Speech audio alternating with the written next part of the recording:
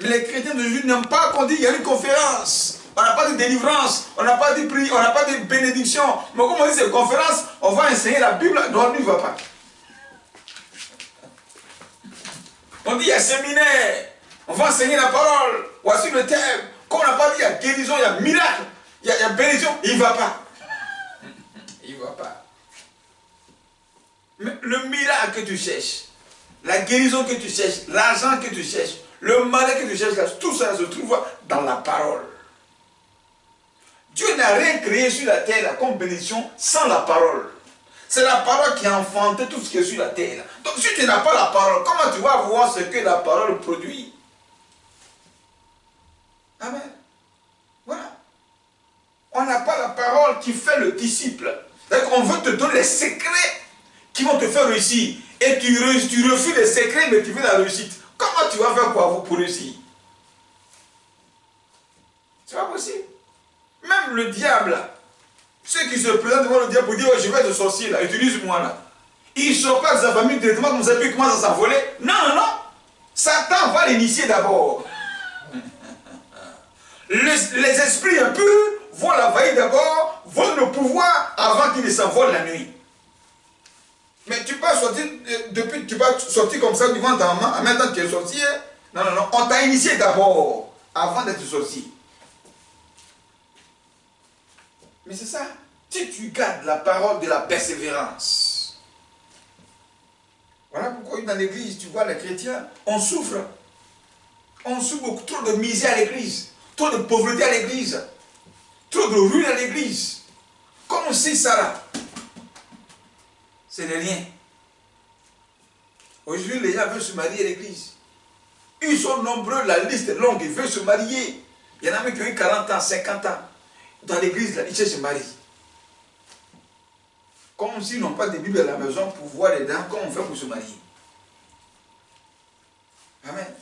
Comment on fait pour se marier, c'est dans la Bible, et puis tu cherches mariage. Moi, je ne sais pas, tu as le secret en main, et puis tu cherches mariage.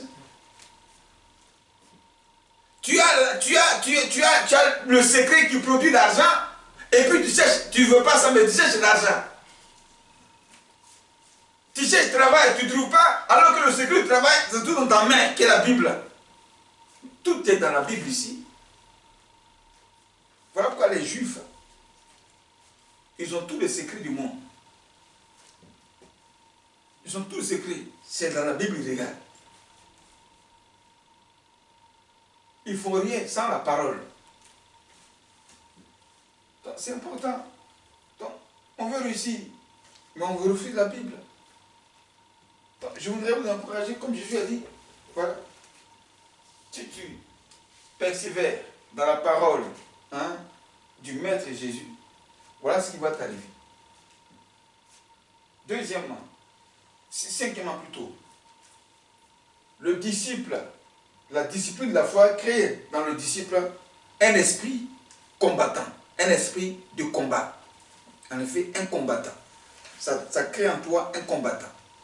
Parce que ce que tu reçois là, te galvanise, te motive, crée en toi une onction, un réveil spirituel, un homme de mouvement, un homme qui agit. Tu deviens un combattant. Donc tu peux être disciple de Jésus et puis refuser le combat spirituel. Des chrétiens qui sont attaqués. Et il appelle le pasteur. Pasteur, c'est chose sur moi. J'ai vu une souris qui est passée ici. Pasteur, j'ai besoin de toi. Viens plus de moi à la maison. Pasteur, ça ne va pas. Un fidèle, un disciple ne peut pas prier. Non, c'est pas possible. Un disciple qui ne peut pas jeûner, c'est pas possible.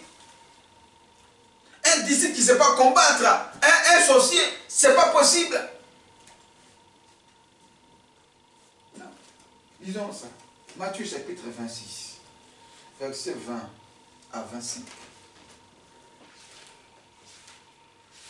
Matthieu chapitre 26.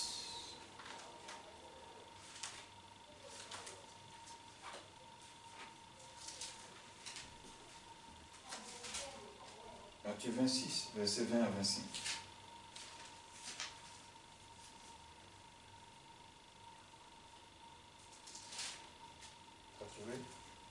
Oui, Matthieu 26, verset 20 à 21.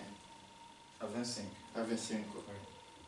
Le soir étant venu, il se mit à table avec les 12. Pendant qu'il mangeait, il dit, je vous le dis en vérité, l'un de vous me livrera. Il fut profondément attristé et chacun se mit à lui dire, est-ce moi, Seigneur? Il répondit, celui qui a mis avec moi la main dans le plat, c'est celui qui me livrera. Le Fils de l'homme s'en va, selon ce qui est écrit de lui. Mais malheur à l'homme à qui le Fils de l'homme est livré. Mieux vaudrait pour cet homme qui ne fut pas né. Judas, qui le livrera, prit la parole et dit, est-ce moi, Rabbi? Jésus lui dit, tu l'as dit. Amen. Voici Judas Iscariote. Tu suivais Jésus comme un disciple, comme un bon élève, comme un bon fils spirituel, comme un bon pasteur. Va finir par livrer Jésus avec 30 pièces d'argent pour lui. Mais dans le fond du mystère de ces 30 pièces d'argent, comme il disait, ce n'est pas l'âme de Jésus qui l'a vendu. C'est lui-même son âme, il l'a vendu au diable. Parce qu'à la fin, Jésus est ressuscité. Toi, Judas, tu es mort. Tu jettes, tu reviens maintenant quand il a trouvé, il a compris que, ah, ce qu'il a fait là, ça sera très grave pour lui. Parce que Jésus a dit, il dit malheur, il dit Judas, mais dit quoi? Mais malheur, hein? Faut le dire ça. Qu'est-ce que Jésus a dit sur Judas? Il dit malheur à l'homme par qui le Fils de l'homme est livré. Mieux vaut. Qu'est-ce qu'il dit? Mieux vaudrait pour cet homme qu'il ne soit pas né. Malheur. Le mot malheur qui est sorti de la bouche de Jésus, c'est une malédiction. Dans ce mot malheur-là, il y a la mort. C'est ce qui est arrivé à Judas Iscariote. Donc, en effet, ce que Judas a fait, c'est un combat qu'il a livré contre son maître. Il a combattu Jésus. Avec ses 30 pieds d'argent, il a combattu Jésus. Jésus l'a combattu par une parole, malheur par qui? Malheur par qui le Fils de l'homme est livré aux mains des sacrificateurs. Il est mieux pour lui qu'il ne naisse pas, donc qu'il meure. Donc, parole contre parole, il y a eu combat entre Judas et Jésus. Un combat silencieux. Amen. Un combat silencieux. Donc, on ne combat pas son maître. Ce que le maître met en toi n'est pas de prendre ça pour aller contre lui. Mais on te donne ces choses pour t'armer toi-même, pour ton bien-être. Mais Judas allait combattre son maître. Donc, un disciple rentre dans un esprit de combattant. Parce que quand tu combats le maître a tous les secrets de ce qu'il te donne. C'est comme il est le fabricant de l'arme. Et puis il te donne une arme. Il t'a donné. Il t'a dit une partie de l'arme. Mais il t'a pas donné les secrets de la fabrication de l'arme. Il t'a dit comment on manie ça. Mais il t'a pas dit comment elle fait pour fabriquer ça. Donc ça veut dire qu'il peut détruire l'arme que tu as dans ta main. Et puis tu deviens quoi? Désarmé, impuissant. Et puis qu'est-ce qui se passe? Lui, il t'abat. Amen. Il t'abat. C'est ce qui s'est passé entre Judas et Jésus. Judas pensait qu'avec tout ce qu'il a reçu de Jésus, il peut lui faire mal. Ainsi, Lucifer a pensé que tout le pouvoir que Dieu lui a donné, il peut prendre ça pour combattre Dieu. À la fin, lui-même aussi, c'est tombé sur lui. Lucifer est tombé sur la terre, dépouillé, impuissant. Voilà pourquoi le simple chrétien qui détient la vérité de la parole au nom de Jésus ordonne à un démon, sors et il sort.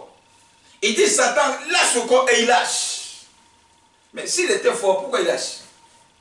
C'est qu'il est puissant. Amen. Donc, le disciple qui est bien discipliné reçoit l'onction et la double puissance, la double onction du maître sur lui, capable de se défendre. Mais un disciple qui peut se défendre, c'est que tu n'écoutes pas la parole du maître. Tu n'es pas armé. Tu es désarmé. Amen. Voici les chrétiens aujourd'hui, l'état de l'église. Ils sont impuissants face à un petit mystique dans son quartier. Il est impuissant face à un petit sorcier dans sa famille. Il est impuissant face à un petit magicien au travail. Il est impuissant face à qui encore? À des gens qui sont au dehors. Il est impuissant quand il voit un canari au dehors. Et celui qui passe loin, il ne faut pas le canari, va le toucher. Ils ont mis un peu de sang dessus, il peut m'envoûter. Non. Un véritable disciple est un combattant. Un combattant, il est armé. Il n'y a pas de policier qui part dans la rue ici qui n'est pas armé. Il n'y a pas de carabinier qui passe ici qui n'est pas armé. Il n'y a pas un militaire qui sort au dehors sans son arme. Ils ont toujours quelque chose, ils ont une arme sur eux. Ils sont armés. Et c'est ça le chrétien, le disciple. Aujourd'hui, les chrétiens, même ils sortent au dehors. Ils sortent au dehors. On lui demande, Jésus est né où? Il ne connaît pas. Jésus est né où? Il ne connaît pas. Jésus est né où? Jésus est né où?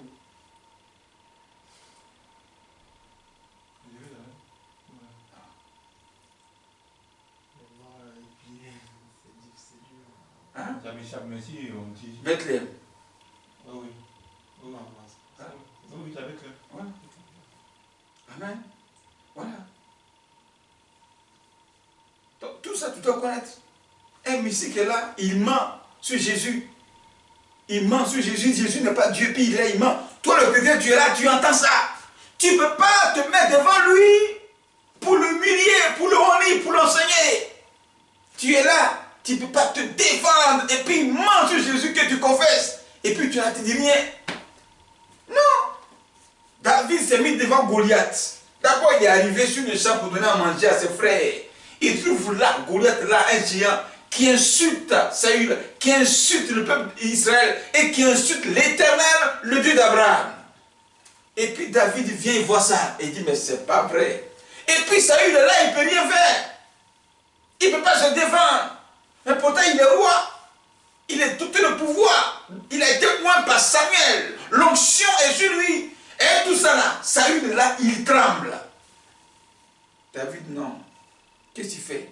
Il laisse tout cela sur lui. Et puis il prend la défense du peuple. Il prend la défense de Saül. Et il honore le Seigneur. Il avait quoi? Le nom du Seigneur, il dit, moi je n'ai rien dans ma main. Mais je viens au nom de l'Éternel, je suis armé de son nom. Avec la lance que j'ai. Toi, Goliath, je vais te tuer. Mais il voit le petit là, 17 ans. Toi, tu as quelle arme? Tu connais quoi? Tu es qui même? Toi, un enfant comme ça. J'ai dit, je veux quelqu'un de ma compétence. Quelqu'un de ma génération qui vient de me battre avec lui. Vous m'envoyez un enfant. Et il s'appelle que l'enfant là est 3 fois armé que lui. Pourquoi? Mais qu'est-ce que David a? Mais tout le monde l'a ignoré. Alors que tout ce qu'il disait là, c'est des choses que Dieu l'a enseigné, l'a appris où? Dans le désert. Ce n'est pas quelqu'un qui l'a appris à combattre. C'est Dieu lui-même qui l'a appris à combattre dans le désert. Donc il était un disciple direct de Dieu dans le désert. À combattre les lions, à tuer les ours. Lui, David, il a fait ça. Il a appris ça là-bas. Donc c'est un discipliné de la guerre. Et il vient, voilà l'occasion. Et tu Goliath devant eux, tous sont étonnés. Comment l'enfant l'a fait? Ça, c'est un disciple combattant. Et il connaît les secrets de la guerre. Et il a tué, il a mené tout le combat à la place de Saül. Tout le peuple a commencé à l'aimer. 10 000 voix pour Saül, pour David, 1000 voix pour Saül.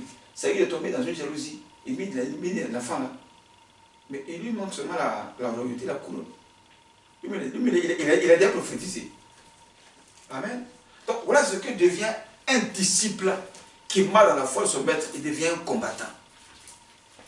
Les chrétiens d'aujourd'hui ne sont pas combattants. Beaucoup sont des partis spirituels. Comme si la Bible là, on ne l'enseigne pas la Bible. Il faut que tu aies ta Bible, Michel. Il faut que tu aies ta Bible pour que tu puisses t'armer. La Bible qui est là, c'est une arme. Si tu as ça là, tu pars dans la rue. Un missile te voit. Si quelqu'un veut te faire du mal, il voit la Bible, il va reculer. Il y a des chrétiens que la Bible, il a honte de sortir la Bible. Parce que lui, il vit dans le péché. qu'on le connaît. Donc quand il sort la Bible, tout de suite, donc toi aussi tu es chrétien, comme Pierre. Non, je ne suis pas chrétien. Hein. J'ai dit, non, je ne le connais pas. Hein. Je ne suis pas chrétien. Voilà ce que Pierre a fait. Le nom de Jésus, toi tu le connais. Tu m'as cherché, non, on ne se connaît pas, je ne l'ai jamais vu. Le chrétien qui ne peut pas sortir la Bible, il a honte. Mais ça, c'est une arme qui est là. Ça peut te protéger quelque part. À cause de ça, on peut pas te faire du mal. Amen. C'est une arme qui est là. Donc, je voudrais vous encourager des combattants. Lisons encore Michée chapitre 7, versets 5 à 6.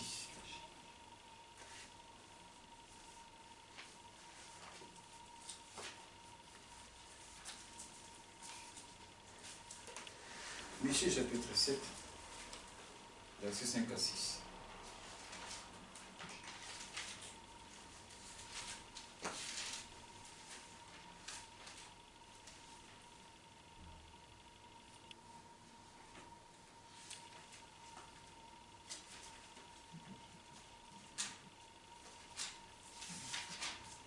Vous voyez?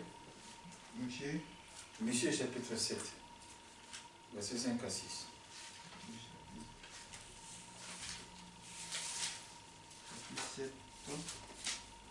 Verset 5 à 6. Oui. Michée, chapitre 7, oui. Verset 5 à 6. Oui. Ne crois pas à un ami. Oui. Ne te fie pas à un intime. Oui. Devant celle qui repose sur ton sein, garde les portes de ta bouche. Oui. Car le fils d'ouvrage outrage le père, car le fils outrage le père. La fille se soulève contre sa mère, la belle-fille contre sa belle-mère. Chacun a pour ennemi les gens de sa maison. Amen. Voilà. Voilà ce que le Seigneur dit. Il dit, ne crois pas à un ami. Donc, n'écoute pas un ami. Pourquoi? Parce qu'il n'est pas ton maître. Ton ami, là, vous êtes égaux, vous êtes égal. Vous êtes la même génération. Il n'est pas au-dessus de toi. C'est ton ami. Il n'est pas ton maître. Voilà. Il n'est pas ton maître.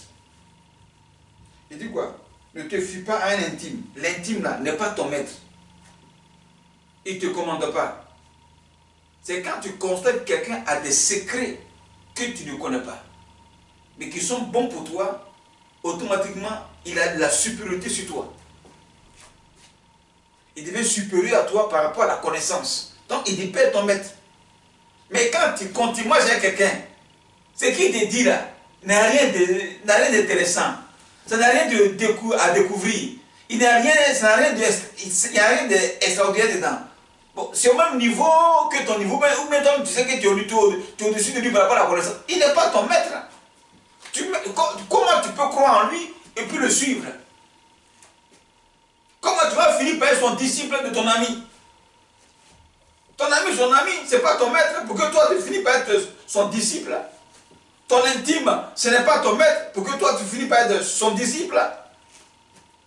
Il dit quoi? Devant celle qui se repose sur ton sein. Là on parle de l'homme. L'homme, il est le maître de la femme. L'homme est l'autorité de la femme. L'homme est le chef de la femme. L'homme ne peut pas être disciple de la femme.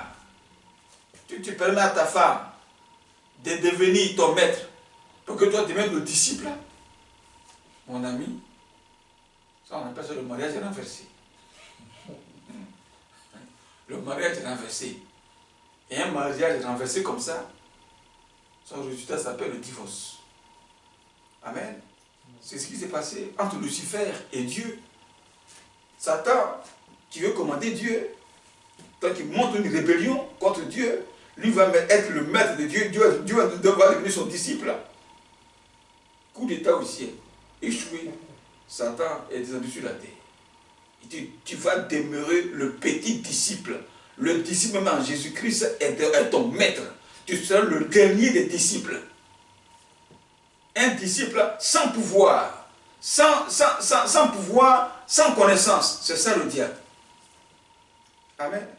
Un disciple qui est dénudé, qui est désarmé et qui est dévalué. C'est ça le diable.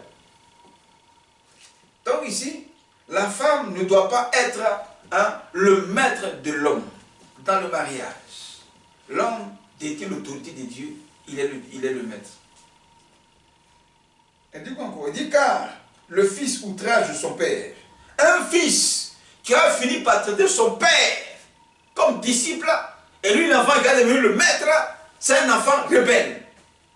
Un enfant rebelle. Et cet enfant-là n'ira pas dans sa vie. Il n'aura pas de succès. Il ne sera pas béni. Parce que l'onction, l'huile coule toujours et vient d'en haut, dit le Seigneur dans le psaume 133, verset 1 à 3. Il dit que l'huile coule sur la tête d'Aaron, descend sur sa barbe, sur ses vêtements. À la fin, il dit ouais, qu'il est doux, qu'il est agréable des frères et des sœurs de venir ensemble au commencement. Et à la fin, l'huile coule sur la tête d'Aaron et descend sur le bois des vêtements. Le bois des vêtements, la barbe, c'est l'inférieur. Le bois des vêtements, c'est les enfants. Et tout la femme, c'est ça. Tous ceux qui sont autour, qui caractérisent la tête. Donc, si l'huile coule de la tête pour descendre, pour dire quoi? L'onction, la grâce, la bénédiction vient du maître. Donc, un enfant ne doit pas prendre l'autorité sur son père et finir par prendre son père, avoir son père comme un enfant. C'est dangereux. Donc, un enfant ne crie pas sur son père, comme les gens le font ici. Il ne doit pas chicoter l'enfant. Il ne doit pas crier sur l'enfant. Il ne doit pas traumatiser l'enfant. Il doit cajoler l'enfant comme un chien, un animal. Et l'enfant finit par avoir du zèle et le pouvoir. Et puisque ce qu'ils font là, ce n'est pas la volonté de Dieu, et que le diable est content, automatiquement, sans même que le père ou la bouche, mais son cœur meurtrit, c'est une malédiction pour l'enfant. Et l'enfant devient quoi? Impoli ici. Ils sont très impolis.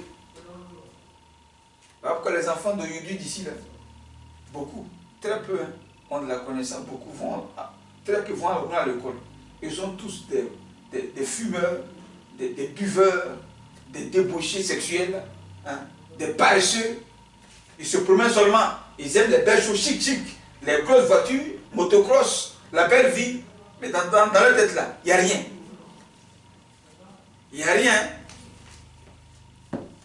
Donc ici, le disciple, qui est l'enfant ici, ne peut pas avoir l'autorité sur son père. Quand le fils outrage le père, la fille se soulève contre sa mère.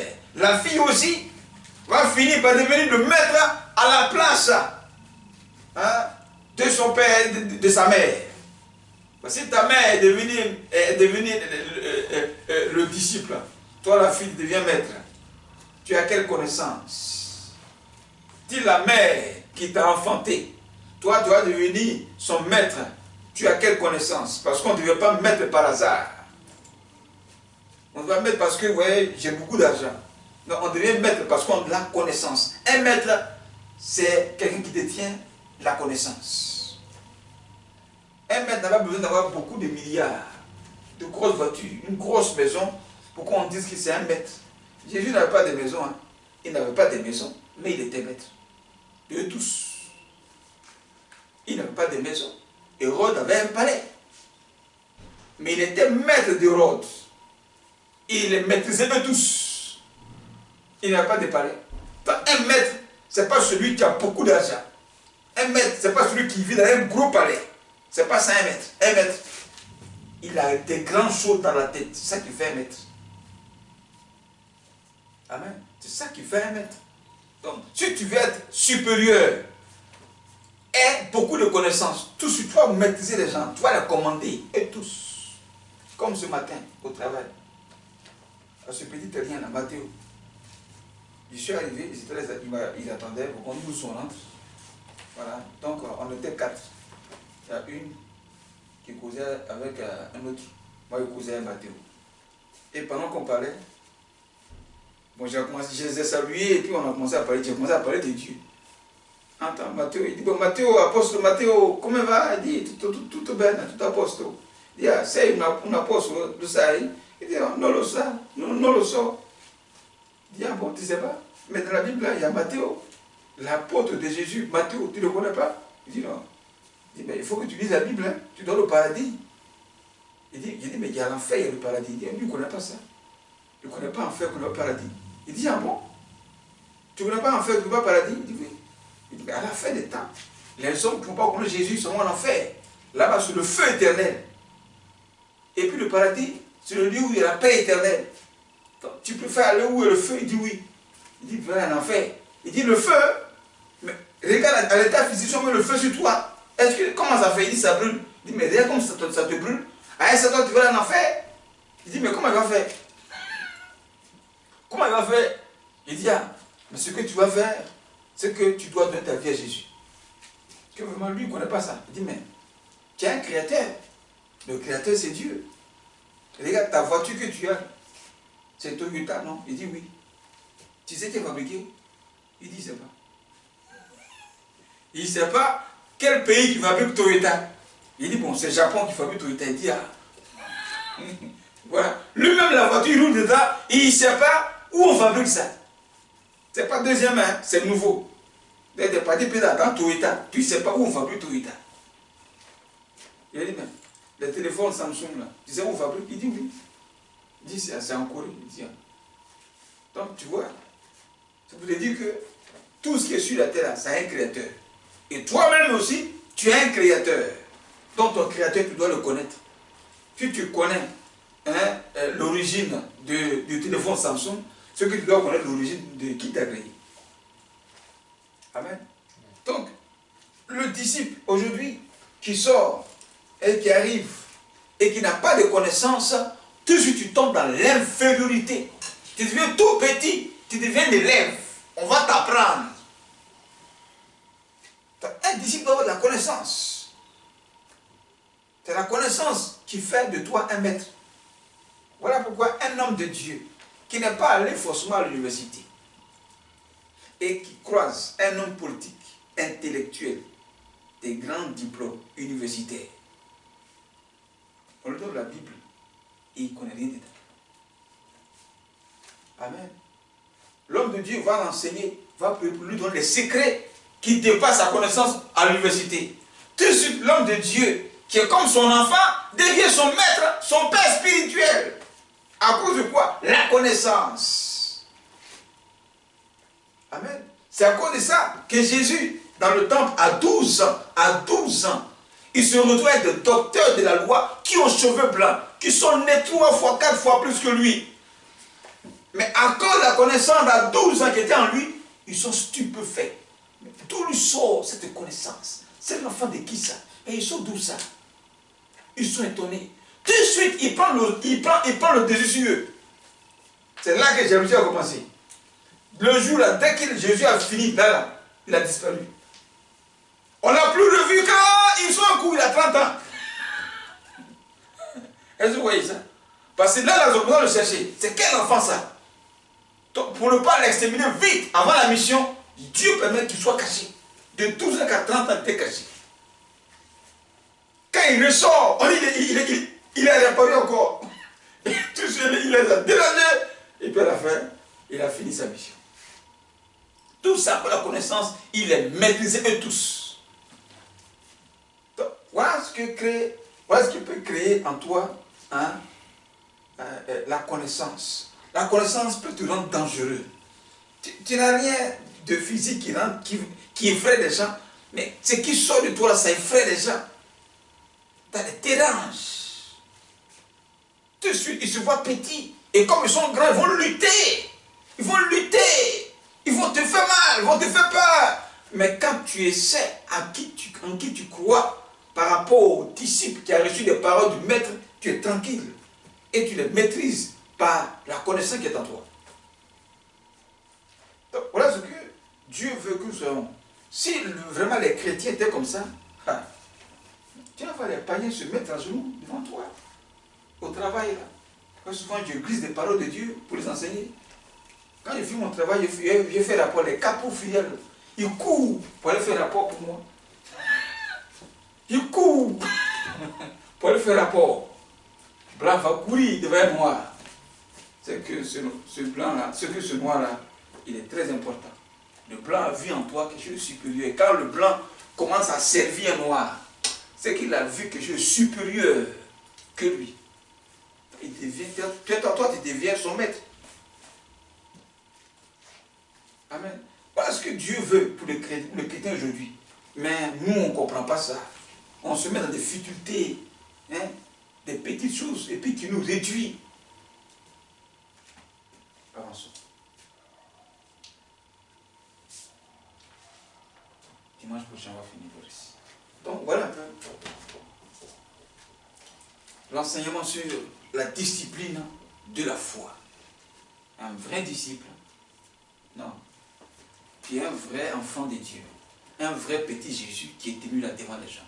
Quand tu passes, un sorcier te voit à distance, il doit savoir qu'il y a un enfant de Dieu qui arrive.